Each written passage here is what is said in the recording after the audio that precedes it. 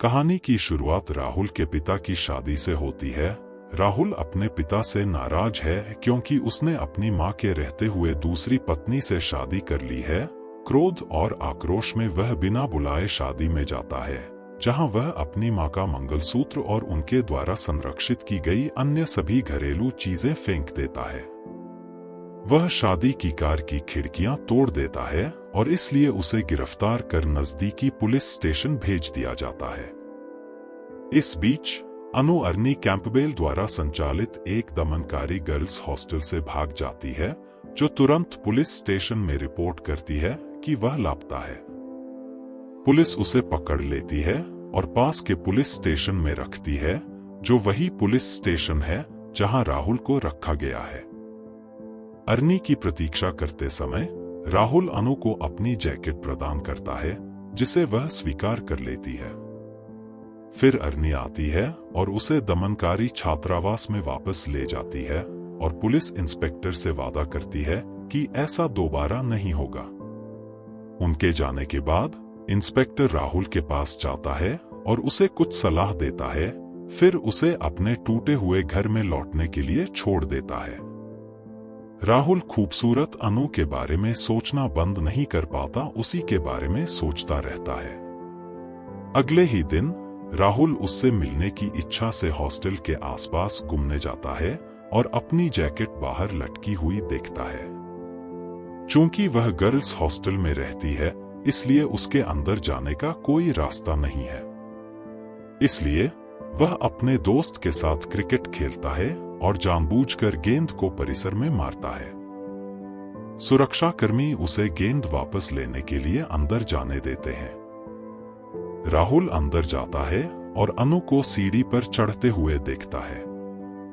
वह उसकी उपस्थिति से बहुत आश्चर्यचकित हो जाती है और सीढ़ी से गिर जाती है। राहुल उसके लिए अपनी भावनाओं को व्यक्त करने में असमर्थ है, इसलिए वह उस बिजली बिल पर एक नोट लिखता है, जिसे उसकी मां ने उसी दिन भुगतान करने के लिए कहा था।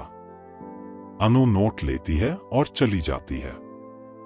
उसकी मां इस बात से परेशान हो जाती है कि राहुल ने बिल का भुगतान नहीं किया और अपने मास्टर दर्जी से बिल वापस पाने में मदद करने के लिए कहती है। दर्जी राहुल को बिल वापस लाने में मदद करता है। साथ ही अनु ने उसे अगले शनिवार को शहर की लाइब्रेरी में मिलने का अनुरोध करते हुए जवाब दिया। वह एक्साइटमेंट से समय पर पहुंचता है, जहां अनु उसे बताती है कि उसके पास धन्यवाद के अलावा उसे देने के लिए कुछ नहीं है, लेकिन राहुल कहता है कि उसे उससे प्यार करने से कोई नहीं रोक सकता, यहाँ तक कि वह खुद भी नहीं। उसके जाने के तुरंत बाद आर्नी उसे पकड़ लेता है और दूसरे छात्रावास में भर्ती कराने के लिए ऊटी, दूसरे शहर, ले जाता है। राहुल एक जासूस को यह जानने और यह देखने के लिए नियुक्त करता है कि अनु कहाँ जा रही है। जासूस को अनु की यात्रा योजनाओं के बारे में पता चलता है और वह राहुल को सूचित करता है, जो अनु की तलाश करने के लिए अपने दोस्त के साथ जाता है और वह स्थान ढूंढता है जहां वह रह रही है। उन्हें पता चला कि अर्नी ने वास्तव में अनु से शादी करने की योजना बनाई थी और उसे एक नए छात्रावास में स्थानांतरित करने के बारे में उससे झूठ बोला था, क्योंकि वह सहमत नहीं थी। हॉस्टल में अर्नी अनु के लिए एक फेयरवेल पार्टी का आयोजन करती है और अनु राहुल को आमंत्रित करती है, जो पार्टी में शामिल होने का वादा करता है। पार्टी के बाद उन्होंने भागने की योजना बनाई। पार्टी में वह अनु के साथ भाग जाता है और फिर अर्नी पुलिस की मदद से उन्हें पकड़ लेता है।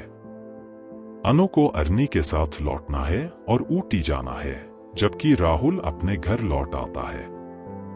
कुछ महीनों के बाद राहुल मिस्टर आर्नी के पास जाता है, क्योंकि वह अपने दोस्त अनु को नहीं भूल सकता, जो जानता है कि वह दुखी है। राहुल को अर्नी से पता चलता है कि अनु एक अनाथ है, जिसका ऊटी में दूर का रिश्तेदार अंकल पीटर है, जो शराबी है।